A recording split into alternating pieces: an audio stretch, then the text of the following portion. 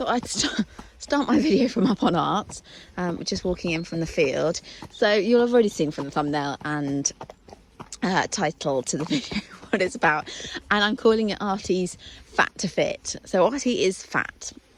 He's nearly full Irish draft. So you know he's designed to take a bit of weight, but he's fat. And for anyone that doesn't know, Arty has some fluffy hind suspensories, as I'd like to call them. Pretty much he has degenerative ligaments in his back legs. So if you were to scan them, they're fluffy.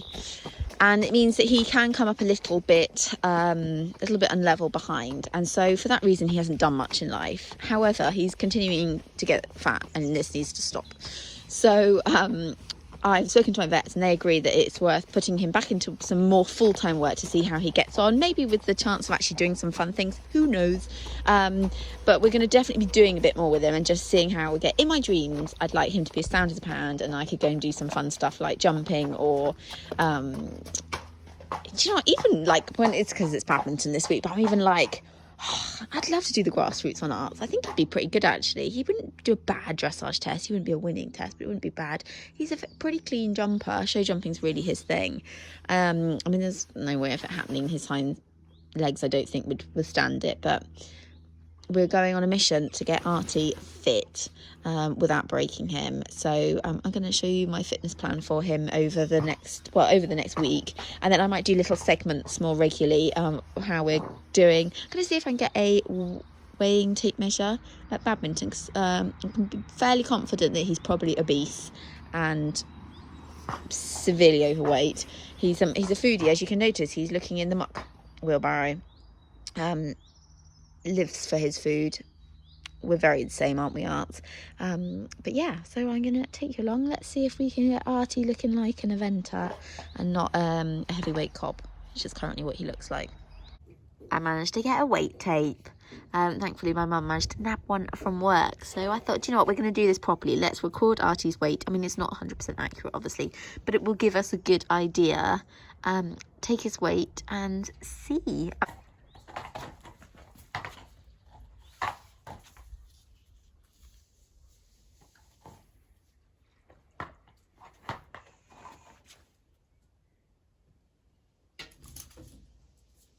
Not stood in the most handsome way, and he has an obsession with chewing rope, but I thought it would be good to kind of, you're stood really badly, yeah, an overall sort of picture of him.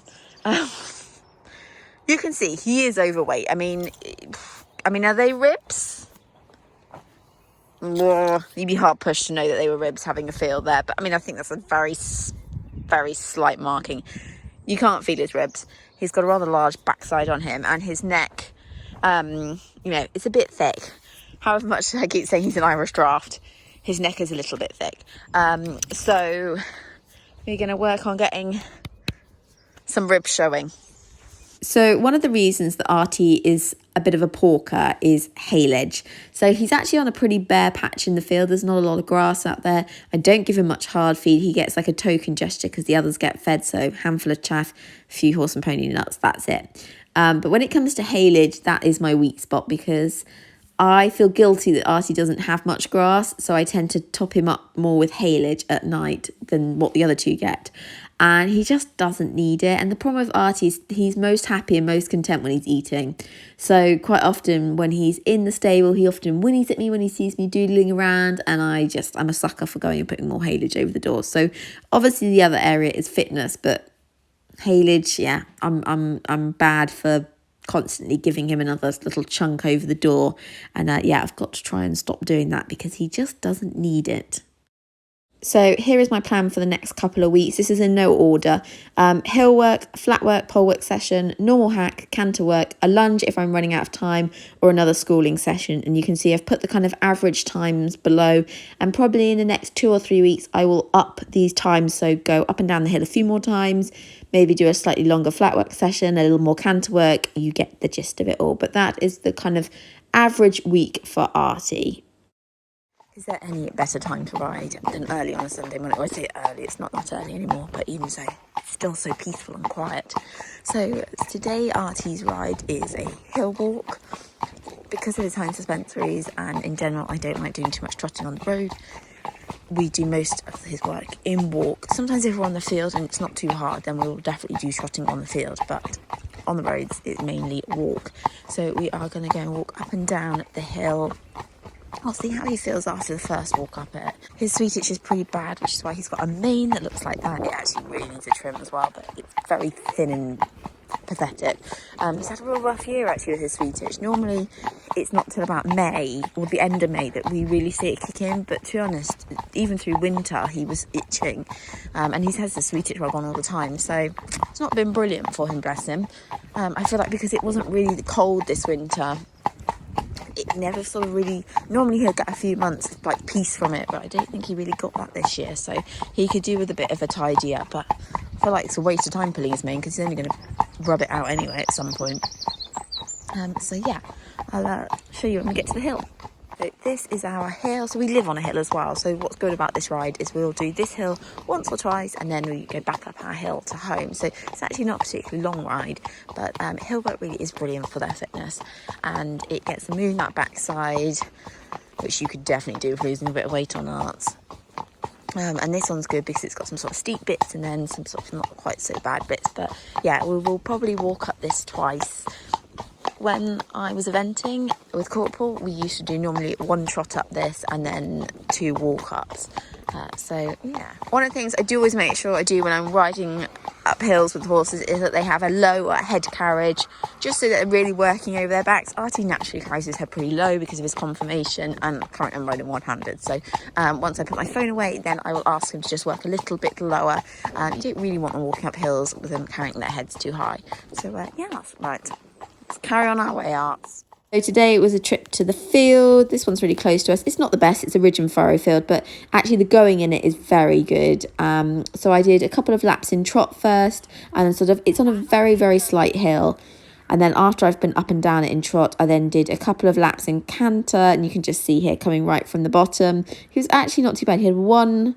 First time I cantered, he did slightly take off with me at the end. But after that, he was very well behaved. I like him to go in a nice low outline. Sometimes I'll even canter back down because, like I say, it's not a particularly steep field because I think it's good for horses to be able to canter downhill. But really, at the moment with his fitness, I'm just taking it really nice and steady with him and not asking too much of him. And you can see, look, he was absolutely lovely. My stirrups were really long. I need to hole punch more holes into that those leathers.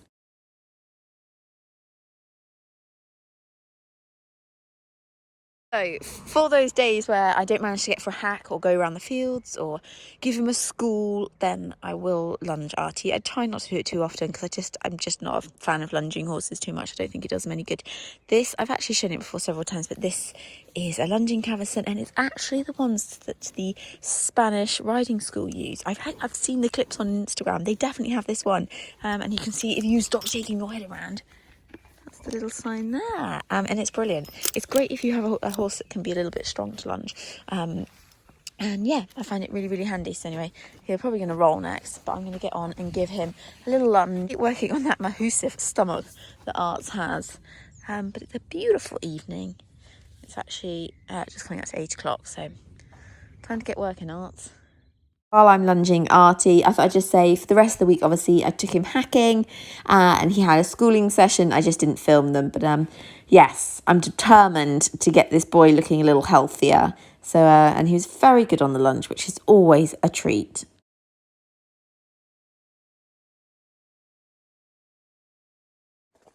Thought I would just end the video here. It's gone out a little bit later, in the fact that it's gone out a couple of days later than I was expecting, because my dog is ill again. So this time she's got some nerve damage in her back, so more time at the vets, more of my badminton spending money spent. And let's get our fat horses fit, because honestly I'm bad for it as well, and it's just so easy to let them have lots of grass and feel like you're treating them well. But in my case, I really am treating Arty a little too well. And it's not easy if you've got a horse like me that has underlying issues that can sometimes make doing more work with them a problem. But yes, I am on a mission to get Mr. Arts fit for his health and his well-being. And, you know, if we end up doing anything extra, then that's just a bonus. So I am on a mission. Thanks for watching.